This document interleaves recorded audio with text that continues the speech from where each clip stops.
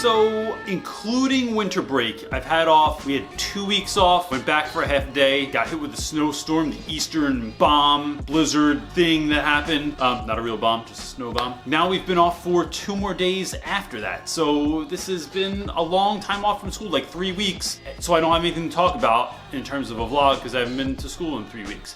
But I thought, you know, while you're just sitting at home anyway, watching TV or whatever you're doing, or maybe you are looking for reasons to procrastinate whatever you're supposed to be doing, I thought I'd give you a few. So these are 6 teacher documentary-ish things that I think you should check out. And I guarantee most of you have never heard of these because they're sort of esoteric or something. I don't know. So here's what I'm gonna do. This is gonna be quick. I'm gonna walk through the videos. I'm gonna tell you why I like the ones that I like, and I even made this TV so you can watch the video at the same time that I'm talking. I mean, genius. Number 1, my first one, I feel like I say number 1 a lot in videos. I gotta maybe think of something else. Numero uno? Hey Google, how do you say number 1 in French? Numéro 1. What she said. First one is by this guy, Albert, or it's about a teacher named Albert Cullum. He was a teacher in the 1960s till whenever. They wrote this kind of weird, he wrote a weird book. He wrote a lot of weird books, but called The Geranium on the Windowsill Just Died, but Teacher, You Went Right On. It's kind of weird 1960s look to it.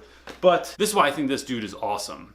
Let me get out of the way of the TV so you can check this out, but there he is. Albert Cullum was one of those guys that when I first started teaching and I was trying to find evidence or examples of people who were doing things a little differently that weren't just showing up and handing out worksheets or memorizing facts that were actually making the classroom a place that kids wanted to be.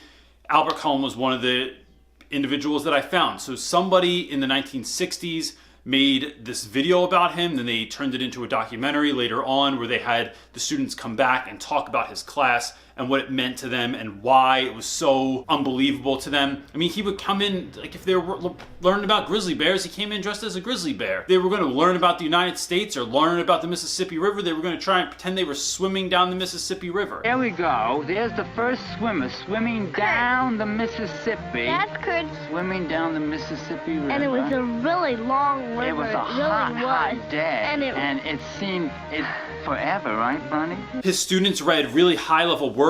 They read everything from Shakespeare. Oh, hey Google, who wrote Oedipus Rex? Sophocles was playwright for Oedipus Rex. Sophocles. This is not a paid thing for Google, but it's fun to have there. So they were doing this kind of like high-level thinking, and he was sent all the students that wouldn't behave in other classes and helped them to be the students that they could be. And I just really admired him. And I think that's the first documentary I'd say it's worth checking out. So that's that. Number 2 is by I'm gonna say he's my friend now, Rathe Esquith, who I had on Teacher Talk Live a couple months ago.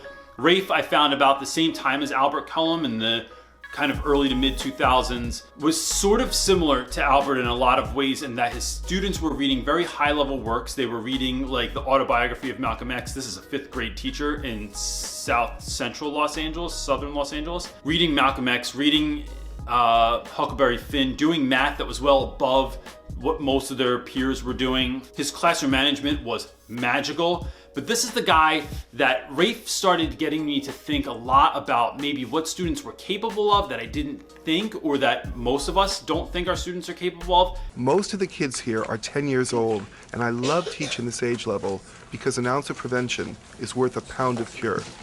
I like to get kids on the right track early.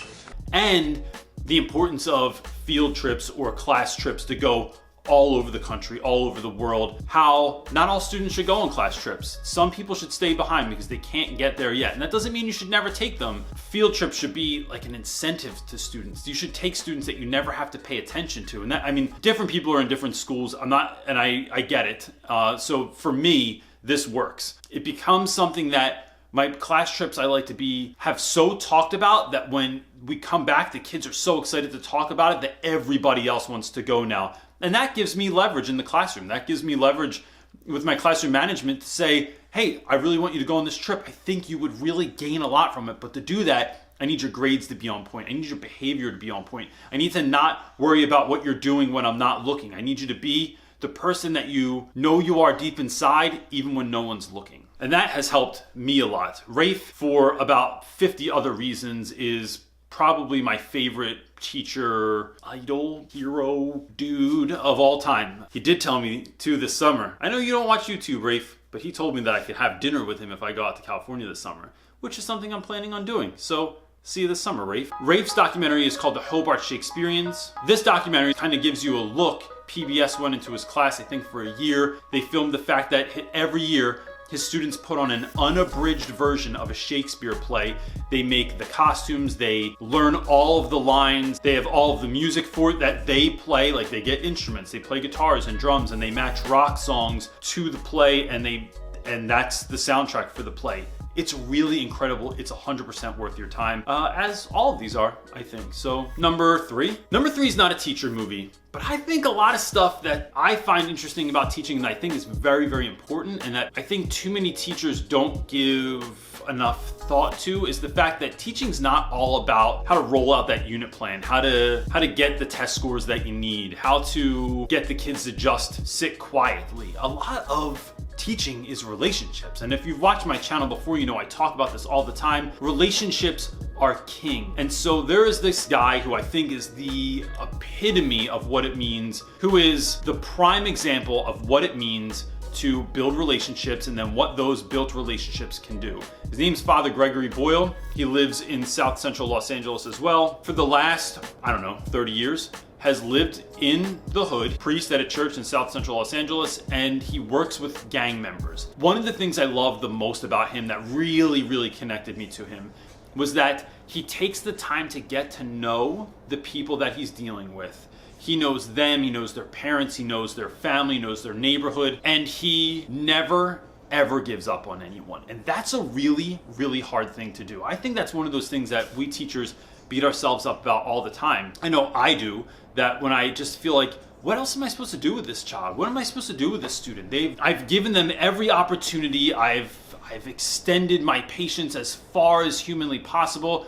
And Father Greg just never gives up on people. And you know, I think what that could do for you in watching this, and has done for me, is I don't beat myself up about it. I don't feel bad that I don't have that level of patience. It just lets me know that if another human being can do this, if another teacher can do this, then I could probably pull something off pretty close to it anyway, even if I can't reach that sort of level of awesomeness. And I'm humbled by the fact that Father Greg has buried any number of gang members, and he's dealt with huge amounts of heartbreak and talks about people and works with folks that are constantly in that world of heartbreak, but keeps showing up.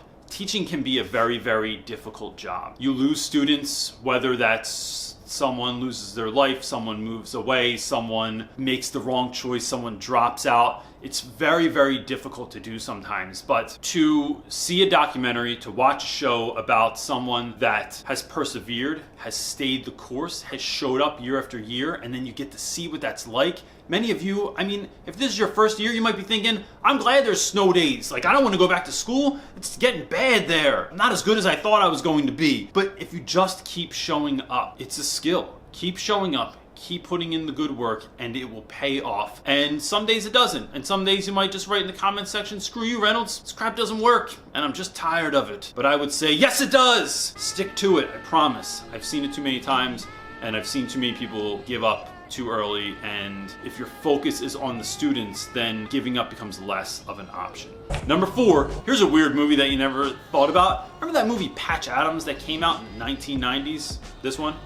I wrote that guy a letter before, and he wrote me back because I read his book, and his book was I actually had a couple books that I read. The real Patch Adams is one of the most legit human beings ever. That guy's a clown. He has blue hair sometimes. He travels all over the world and does amazing stuff. Like, I think we could all learn from this. A few of my takeaways from Patch Adams are, 1, I wrote that dude a letter and he wrote me back. He wrote a letter back. Then I wrote him another letter before I went to Africa, asked for his advice on what I could do, how should I approach this situation, and he actually wrote a very thoughtful letter back to me that it's something I cherish. I have it in a tote in my basement, which doesn't sound like that's a very cherishable thing to do with someone's letter that they gave you, but guess what? Dream on a budget here in teacher land.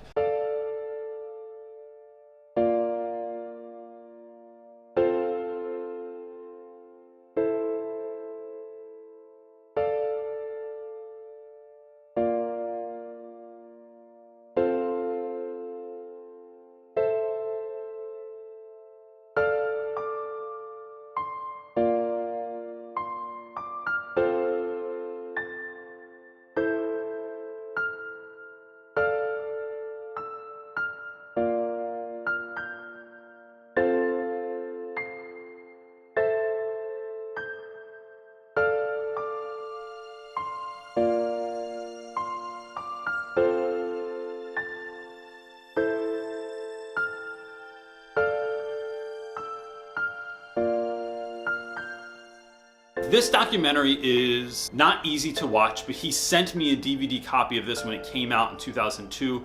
It's called Clownin in Kabul because it's when he and a circle of other clowns went to Kabul, and they went to just sort of like be a force of good in a very difficult place. They went to hospitals where there was not a lot, and not to say that Kabul is particularly like it's a bad place. I'm not saying that. I'm saying that visiting hospitals where children are suffering and there isn't enough medical attention, there aren't enough, the instruments aren't there, the medication is not there. And so the opening scene of this is a little girl who fell into a fire, had her skin burnt up, and they were trying to remove her clothing from her body. And I'm not gonna make it real graphic because I don't do well with that stuff anyway. It's kind of hurting my feelings a little bit thinking about it. To see in that moment a clown walk into the room, which is probably something this little girl has never seen in her life, playing a violin, takes her from screaming at the top of her lungs to being the most calm and peaceful child you could imagine in that situation.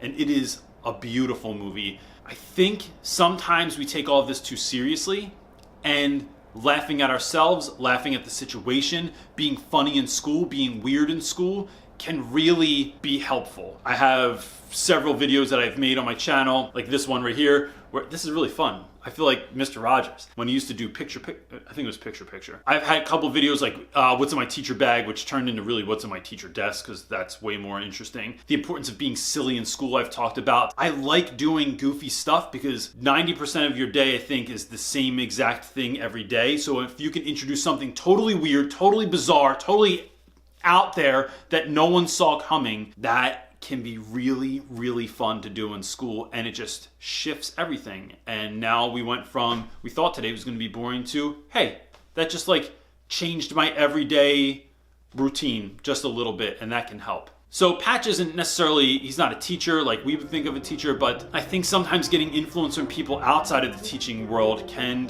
just be have a really great impact on what we're trying to do inside the teaching world as well. Number five. Also not necessarily from the teaching world, but one of my absolute number one human beings of all time is Mr. Rogers. Mr. Rogers had a show when I was a kid. I assume this is available in other places than America, but Mr. Rogers started a show. It was one of my favorite shows as a kid, and the reason I love Mr. Rogers is because he was such an authentic human being. He played this very peaceful, nice neighbor on a show. He was apparently that way in real life, and so this executive producer from MTV met him when he was a kid, had a talk with him. Then years later, after Mr. Rogers passed away, this guy sat down with all these people that knew Mr. Rogers, interviewed them, and made this video about them. He would walk into a room and the electricity, the molecules changed in the air. You felt that you were in the presence of this figure. He assumed that everyone watching him had inside themselves this wonderful person that was just dying to get out. He understood the power of television. The medium is wonderful. It's just that we misuse it so often. He was a unique human being, taking advantage of every moment to tell people that it is important that we respect one another and love one another. What a lasting legacy. One of my big takeaways from Mr. Rogers is this idea that he says, simple and deep is far better than shallow and complex. I think that's the quote. But this idea that your classroom can still be wildly interesting, wildly entertaining, fun, packed with learning, but it doesn't have to be complicated. I think sometimes we try and make these lessons that are super complicated, super intense, and they have all these interesting parts to them, and we have to prep all this stuff at home, and that can be fun, and I don't want to take away from anyone that enjoys doing that.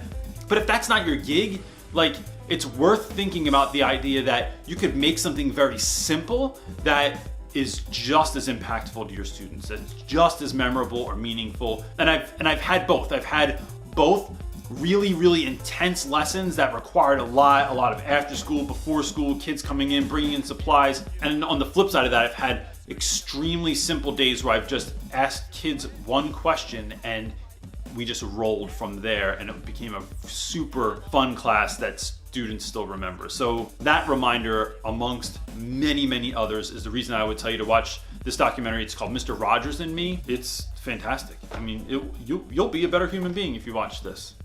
Money back guarantee. And the last one is self-gratifying, maybe, I don't know. But last year, as some of you know that have watched this channel for a while, Gary Vaynerchuk invited us up to his office. It's called VaynerMedia. Those of you that don't know who Gary Vaynerchuk is, he's an entrepreneur, an investor. He owns a company called VaynerMedia and Vayner Sports and a bunch of other Vayner things. He took the time, an hour out of his very, very packed day, to bus a number of my students up, and then he had a really real conversation with them. My big thing, you know, what caught my attention about what you were talking about, which is I'm fascinated by the game of opportunity, right?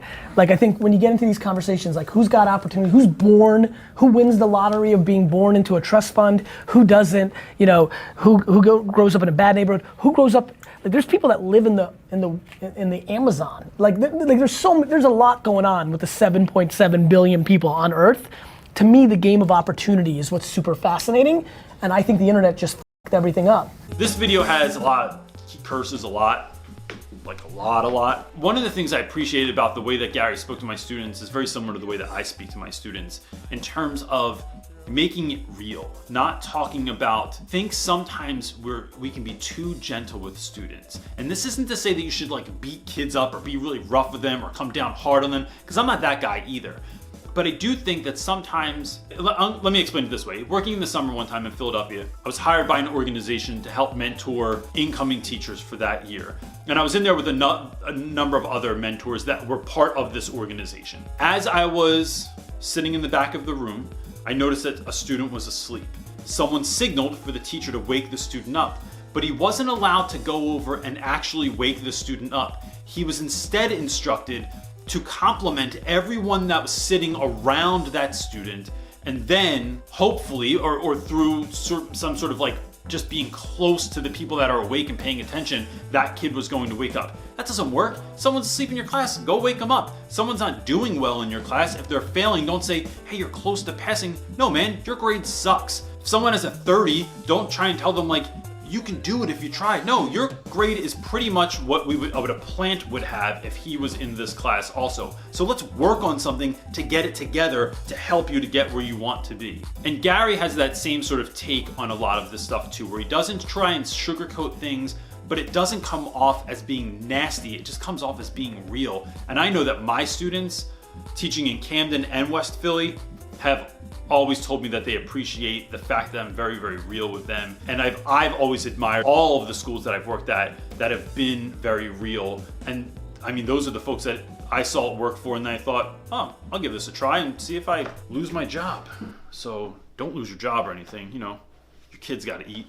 So that's it, short and sweet, short-ish and sweet. Do you have a favorite teacher documentary or even movie that maybe not everyone else knows about? If you do, could you go ahead and leave it in the comment section below? Last week, I asked you to leave resources that you use for your classroom, and there's so many of them. It was awesome. I want to like compile a list and like put it up somewhere, or you know, as soon as I have a website or something, I'll put it up there. And I definitely want to like share it with all the people at my school, because there's so many really fun ideas that I just never thought about. Hey guys, don't forget to please subscribe and hit that little bell thing, because then it lets you know that I am making videos and when they come out and all that stuff. And if you like these, you can pass them on to a friend, find a new teacher, you know, that's struggling teacher in your school this year, it's just not doing well. Pass it on. I'd like to try and help them out if I can.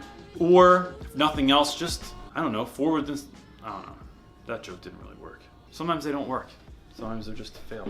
Peace.